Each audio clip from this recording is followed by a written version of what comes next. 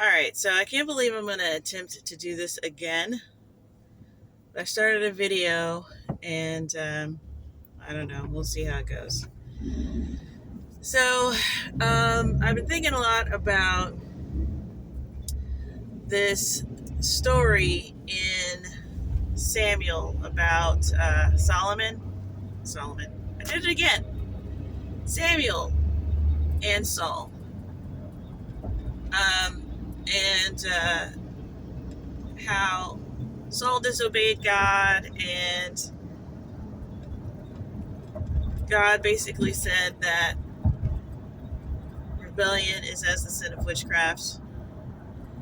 And it's kind of a well-known verse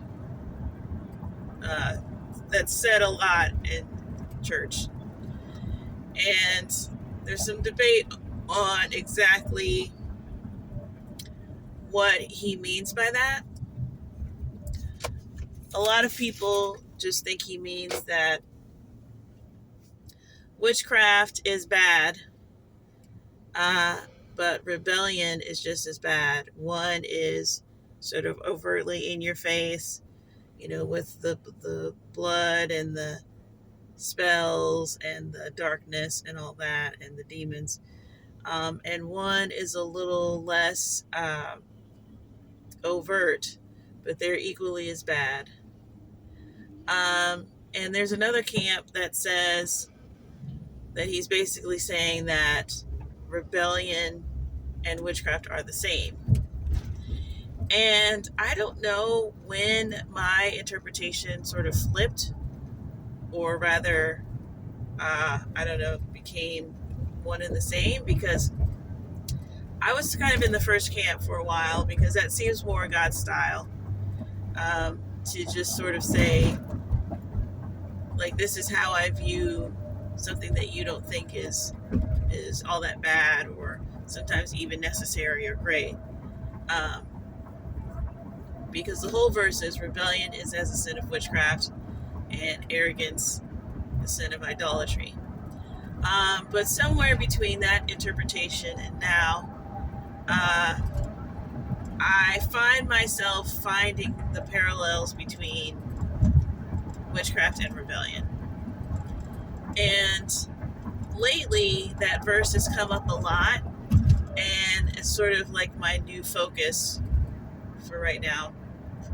And I just got a pretty big lifetime application lesson that happened, and as a result, I got this download. So I'm in the car right now. I don't even want to wait till I get home, because I got another video waiting on me at home that I have written down. I was going to wait till I got home and to write this one down, but I'm just like, you know what, this one's pretty fresh. And, freshness for me is key. So, basically, a little backstory about this whole lesson thing. So a little while back, I heard someone give a pretty solid definition of witchcraft. This was someone who was like a former witch, and they had become a Christian. And their point was sort of to show how we can sometimes be doing witchcraft in our everyday lives. Because they were saying, I think it was a lady, and she was saying, witchcraft is basically when you manipulate another person to do something that they wouldn't ordinarily do, or manipulate a circumstance, in your favor, or something outside of the boundaries of what God wants you to do. It was a little more unassuming than that, because she really got me to thinking about it. Because I was like, really? What if you have a job that sort of, requires you to persuade, or, something that any sort of, where you're sort of using any sort of tactic to change the course of something. And but mainly I was just thinking about, relationships. And yeah, it's very clear where we can be manipulative or try to bring something about that, isn't the most godly. And, kind of being like, well, isn't it just about everything under that umbrella? Like, what isn't witchcraft at that point? But I was thinking about that, and recently there was a friend of mine who had told my mom, and she was telling me like, yeah, this friend pointed out that Saul didn't disobey God. He didn't necessarily rebel against God because he wasn't like, I know God told me to do this, but I want to do this. But that's what happened. He set out to do something, and he was like, yes, absolutely, this is what I'm going to do. And then he got to do it, and it doesn't even say necessarily that he changed his mind. It just says Samuel showed up, and the directions weren't followed. And he goes, what happened? And so I was like, oh, I thought of something way better to do. So, and now we can do this, this, this. Like, he was all happy about it. And God was grieved. And, this person brought up the fact that basically what he did was partial obedience. And that partial obedience in God's eyes was considered rebellion. And why that's interesting and why that's good is because a lot of people read that story and they don't really see themselves. Not all of us are king of Israel and carrying out verbatim orders from God. So it's kind of hard to see yourself in that. But when you see it through the lens of partial obedience, I think we can all admit that we're guilty of that. And having partial obedience be considered rebellion. You might think that God is strict for that, but pretty sure that doesn't fly in the military. Pretty sure that doesn't, fly in the police or basically any job where there's, high security clearance and the stakes are high in it. And you know what? Even the ones that aren't, construction. I mean, you could say that's high stakes because that's, building things by a code. But yeah, so are you going to get fired for that? Are you going to grieve your boss for that? Not necessarily, but the principle is the same. And so I've been thinking a lot about that. And so today, my husband was like, "Hey, can you drop this off for me?" Because he's at work, and I'm not. And so I was like, "Yeah." And so, once I let him know I was leaving, he was like, "Hey, did you already leave the house?" And technically, I had not. I was in front of the house, but he was like, "Hey, are you in the van?" Or whatever he said to make me say, "Yeah." Because I didn't know until after that. He was like, "Okay, never mind." So he was going to ask me to get something else. And I didn't press the issue. I didn't say, "Hey, now I can run back in. What is it?" I just didn't say anything. And then he was like, "Okay, and hey, why don't you bring me a sandwich or whatever?" And I was like, "A sandwich?" Because it's like, right now it's 11, but at the time it was like 10 o'clock. And I was like, it's 10 o'clock. And I know that he has a thing about his lunch. Like, it can't be like, whatever. It's got to be like fresh and all that stuff. So it just seemed like not a good idea. But I was going to do it. And then he was like, yeah, go to Jersey Mike's, which I have no idea where the nearest Jersey Mike's is at. And I was like, well, where's Jersey Mike's? And once I said that, and he could tell that I was annoyed or whatever, he was like, you know what, never mind.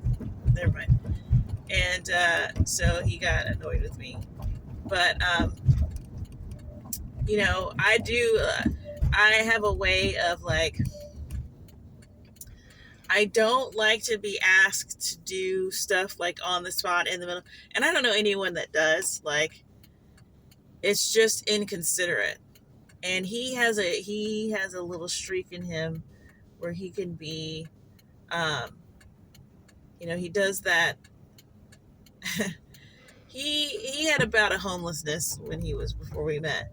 And he just had a lot of trauma and just, whatever. And I think he comes from one of those backgrounds that, y'all can go, the light screen. He just, I recognize the personality because it's like, I've seen it before.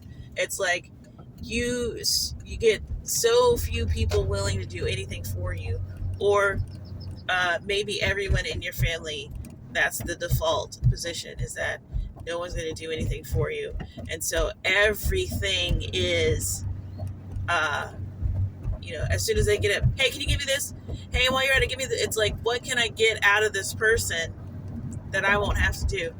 And it's very much, it's like, it does feel like when you're on the street, or when you see a homeless person on the street and they ask you for some money, and then after they do that, is, hey, can I borrow your phone? Hey, can I get this? Hey, can I? And it's like, I hate that, because mainly because I'm the type of person that's just going to do it, and I know it. Like, I just cannot, if you catch me in that type of situation, I am the bait that you're looking for. So it's just annoying to me. And like, I know him well enough that I don't hide my annoyance when he does that. Like, it just comes out. It's like instinctual.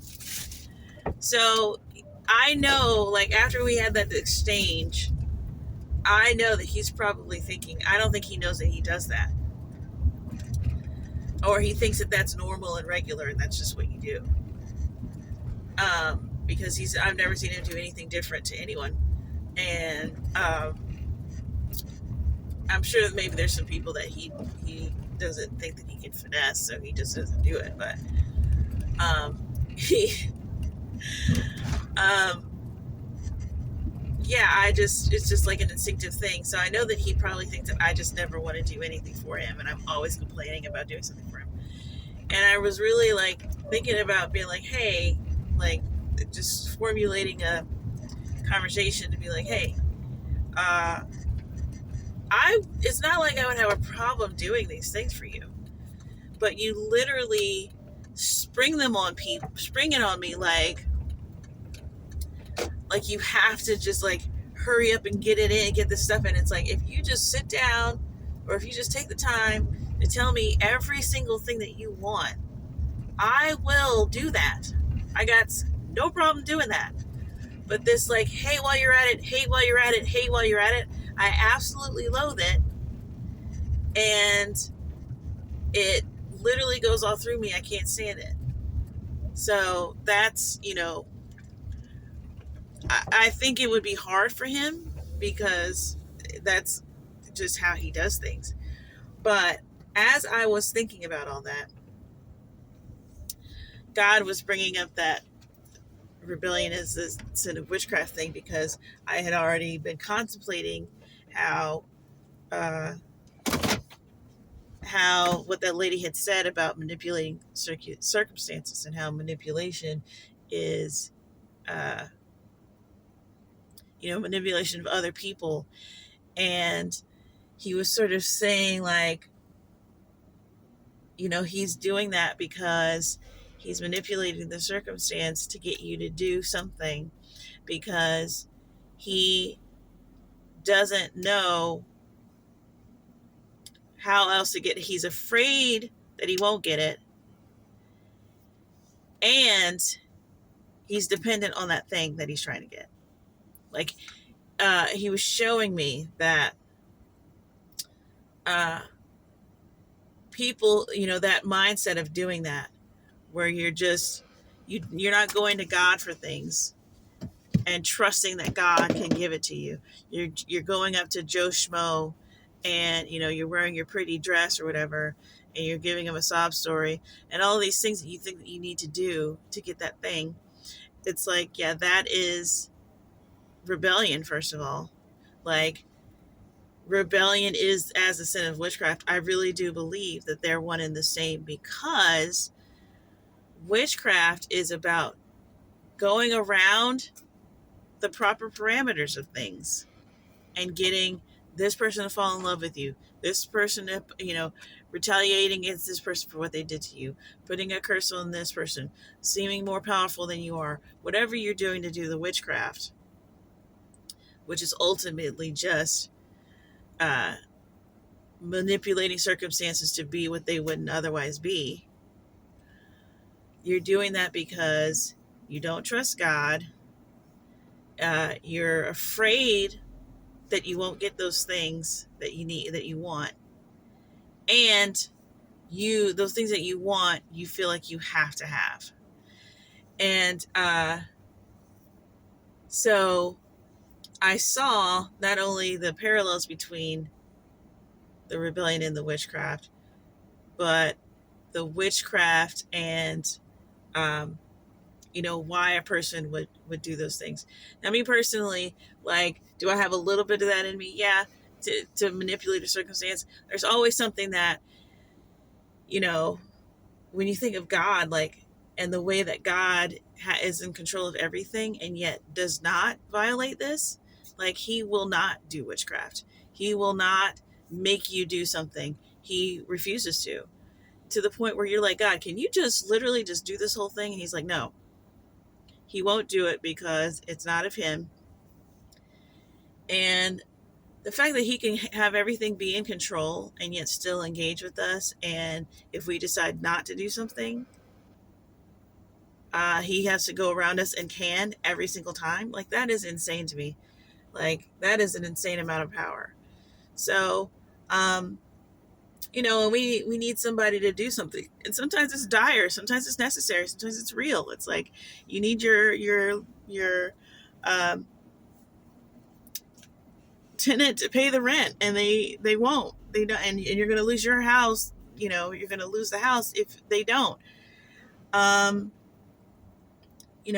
you tempted to go to a witch doctor? Maybe, maybe not. But the point is, how do you navigate the situation without going to these outside measures? Not everybody has the natural giftings that would go along with the situations needed. Sometimes you need patience. Sometimes you need, the ability to, I don't know, maybe persuasion on its face is fine as long as it's like in the light and, something that's positive or whatever. But if you've got to threaten, if you've got to, you know, somehow go outside of the bounds, get the money out of the bank account without, and then replace it later, or whatever you're doing, instead of taking the upstanding path, is the rebellion. And you're doing that because you have fear, and you're doing that because you feel like you absolutely have to have that thing.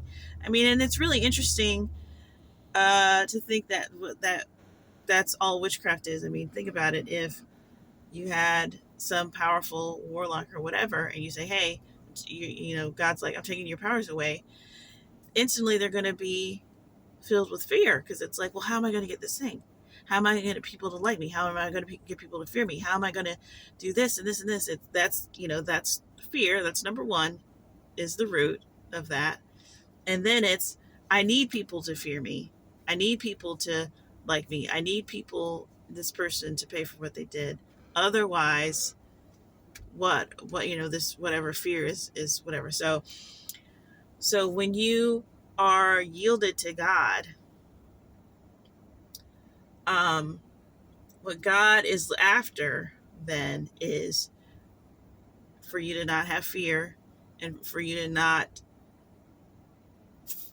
feel dependent on that thing outside of God. I mean, apply that to the situation with Saul, and what caused God to say what he said about rebellion. It's like Saul feared the people. It literally will say that. It says Saul feared the people. And so he made decisions based on, it's like they had to wait for the sacrifice. We had to wait till Samuel got there to do the sacrifice. And people were hemming and hawing. And he did the sacrifice without Samuel there. And Samuel was like, what in the world? And I mean, you really do see like the damage it causes when someone fears God more than the people. It's like you're reading the story like, dude, even I know you don't start the sacrifice before God says to start it, before the prophet get there. Like, what are you doing? You don't have any authorization. It's like, this is the Old Testament, bro. Don't you know? You can't just have any old person up there doing the sacrifice. That's got to be done by like literally the people that are supposed to do it. You can't just walk up in the Holy of Holies and you ain't the priest and you ain't got the thing on. Like, even the priest had to wear the thing, the whatever, in case he died in there because he did something wrong he didn't know about. And you just chop it up. God's just like, he can't even believe it. Like, the fact that he didn't die is amazing. He just was so galled by it. He was just like, wow, wow. So, that's what happens when you fear other things other than God. I think we've already established that the fear of the Lord is healthy, is the healthy kind. And then he felt like, he couldn't lose the admiration of the people, or when God told him to destroy everything, and he kept the good stuff for himself, and instead, it's like, I don't know. I had to think about that, except for the fact that he was afraid. He didn't think he could have got the good stuff from God. He could have gone through the proper channels, and God would have gave him whatever he wanted, which God is constantly telling us.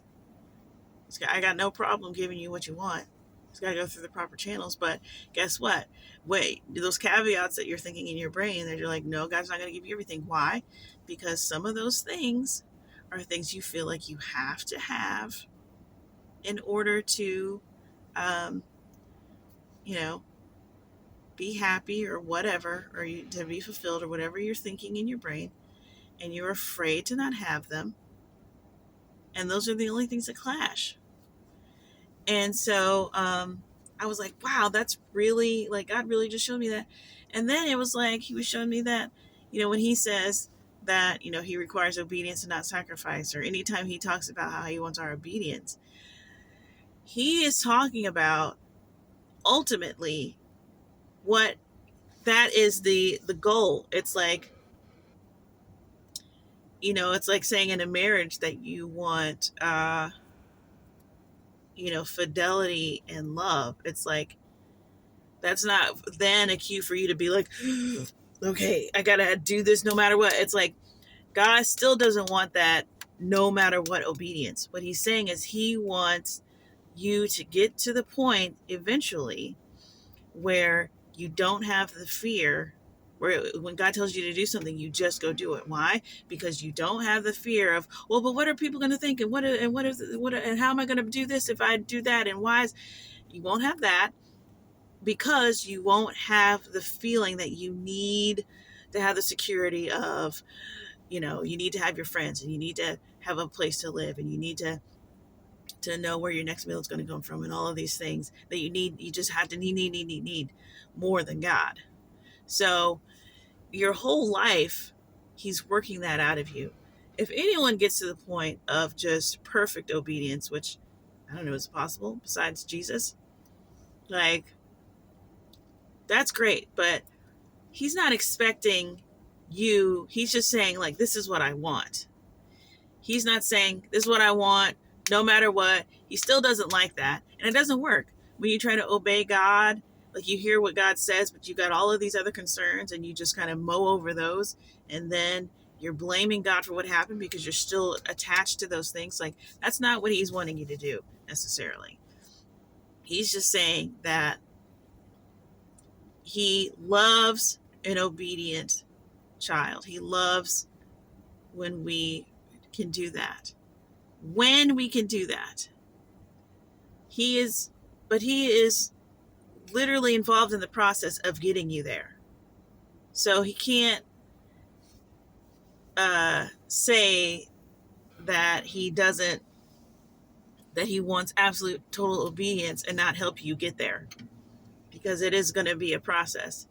You're going to have fears. You're going to have things in life that happen to you that make you feel like you need to have fame, you need to have security, you need these things that you have built in your life, the way that you have made your you know, because everything that you build in your life, you know, whatever you have the ability to do, you're building it in light of these goals that you have, you know, the things that you're trying to avoid. You never want to be poor again. You never want to um, you know, have be cheated on like your mom, and you never want all of these things that you're building your life based on those things. And God says, go do that. Go help that person over there. Go forgive that person. Go do something that no one in the dark that no one else is going to ever know about. He is his part of his job is to show you that mirror and get you out of these dependent places. But if you go, you know, basically when you rebel against that, what you're saying is, no, your perfect will is whack. I'm going to do this other thing. And any other thing is, guess what? Witchcraft. Because where God says, what do you want to do? It's your choice. And you say, God, can't you make the choice? And he goes, no, it has to be you. He is respecting, you know, that person says, no, you can't put a hex on them. You got to respect that, you know, where they're at, even if it's to your detriment. That's when you go to God and you say, Lord, help me, you know, Lord, help me. My husband refuses to pay my alimony and and the kids are all going to die. He's got a new family and he's not going to take care of us at all. You tell God, and then God provides you that. You don't go outside of that and try to manipulate the circumstance and get him fired and do all of this stuff, or, you know, whatever, blackmail him or whatever. You know what I mean? So, so yeah, everything that is witchcraft, every one of these sort of dark dilemmas that we have in terms of, you know, being motivated to manipulate the outside circumstance, it comes from fear, number one, and it comes from this belief that we have of what we have to have. And when and through obedience to God, those things are demolished. And that is the type of obedience, you know, what he's saying is I love to see our relationship in proper standing and you whole and healthy, because the obedience to God is a sign of a healthy relationship with God and probably man at that point. So the obedience is the sign of health.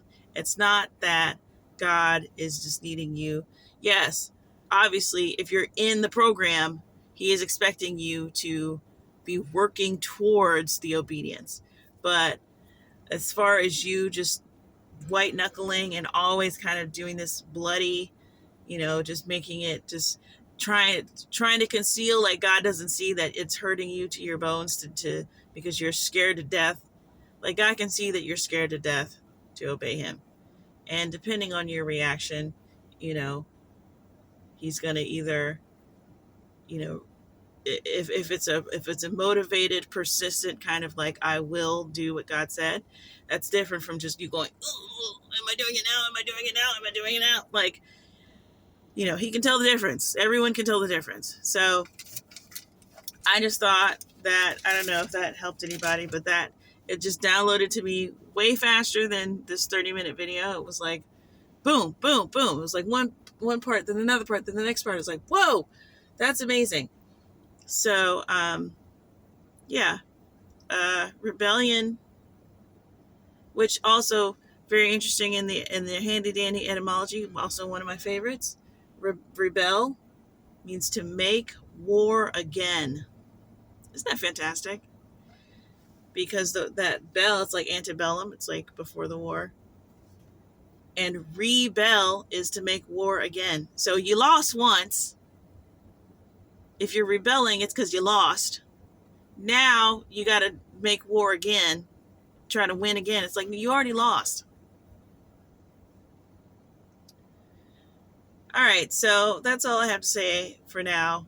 tune in next time when I talk about, I forget what the other video is going to be about, but it's going to be a doozy one. So, okay.